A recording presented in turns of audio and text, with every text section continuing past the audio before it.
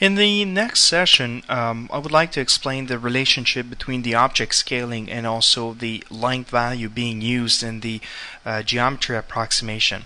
For example, for this scan object, we have a length of 4, so it means that if a length is actually longer than 4, it's going to be subdivided into something a little bit like half this size, which is 2. In this case, what we have is there's no edges that actually are more than actually 4 in length. Well, actually, probably these particular here do have, like these ones here probably have longer than 4. But if we do add enough subdivision here, we'll see that it will break up all the edges that are longer than 4. Now, if I take these points here and actually select and tag all the points and actually start to scale these points right here, you'll start to see that. Let me actually frame it.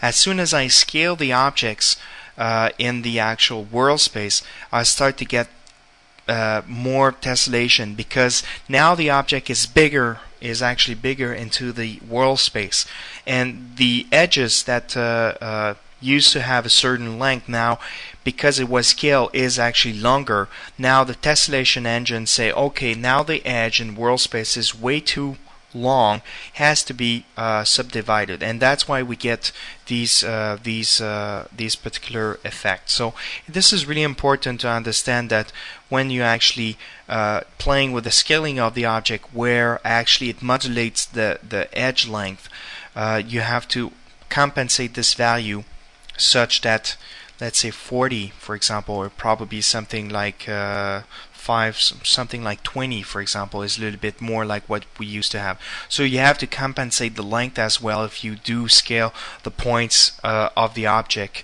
accordingly. So this is something to remember. Also, same thing for view dependent.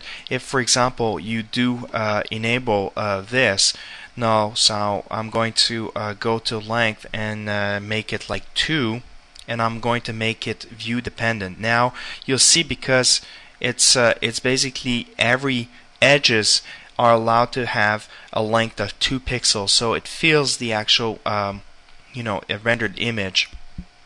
So if I make it something like 10, for example, I'll get a certain density per pixel. So let's say a triangle is allowed to have 10 pixel wide. Now if I zoom in, you'll see that the same density will remains the same, because if I increase the render resolution, these triangle needs to remain the same density in the raster space, which is the rendered resolution. So for example, in a situation where you're working onto more like NTSC or PAL project, you have a specific render resolution. So if you do use view dependent, you'll get a very precise tessellation depending on the actual screen coverage. If suddenly somebody comes along and say, okay, we got to turn everything into HD, for example, then you have to realize that all view dependent geometry approximation needs to be readjusted, because the scaling resolution will determine the actual density, tessellation density. So that's really important to actually, whenever you change resolution, that all GeoApprox using view dependent gets readjusted to compensate the resolution, render resolution change you might have put. Okay, so that sums up this view dependent and scaling versus length. I invite you to watch the other session. Thank you.